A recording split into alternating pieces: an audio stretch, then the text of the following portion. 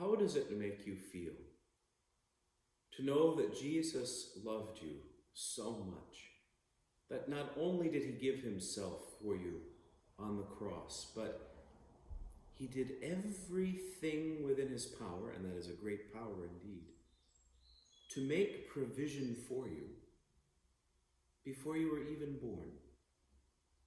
In fact, before your parents, your grandparents, your great-grandparents, generations and generations prior were born.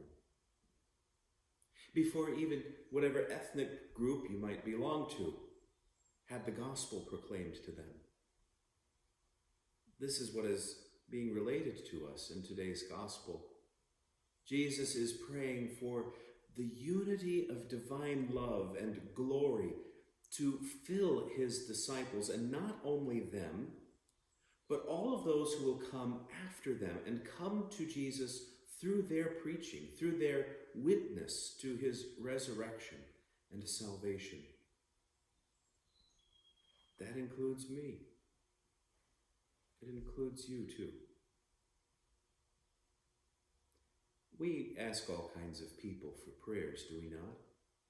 And do we not have some sort of sense that the more loving a person is, the more self-sacrificing and generous a person is, that the closer they are to God, the more effective, for lack of a better word, are their prayers of intercession?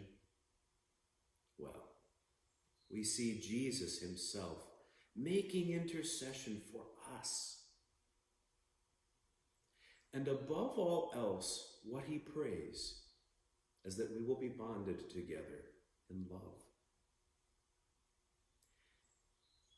We had a meeting the other day of the parish leaders of our vicariate, which in our case is Greene County and Columbia County.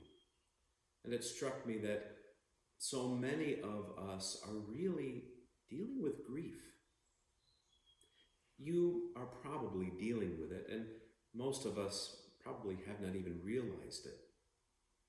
This pandemic and the lockdown to try to save us from it has caused all of us myriad forms of loss.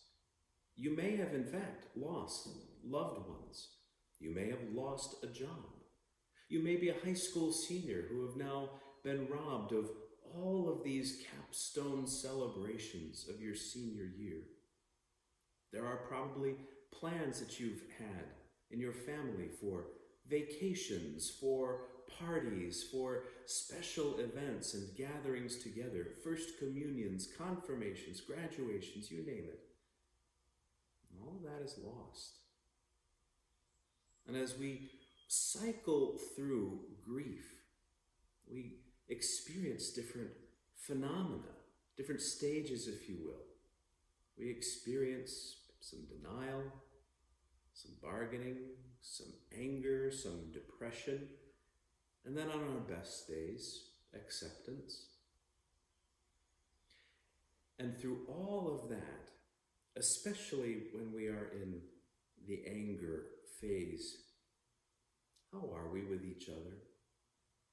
It is so easy for us in the midst of grief to be short with one another, to disregard one another, to get tired of one another if we've been quarantined with the same people, seeing them 24 hours a day, 7 days a week, for now 3 months.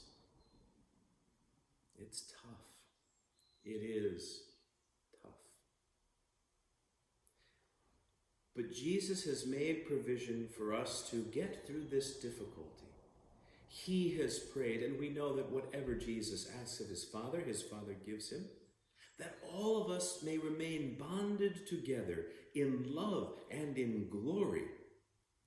All we have to do is accept God's delivery of the answer to that prayer.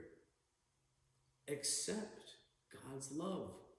That's all.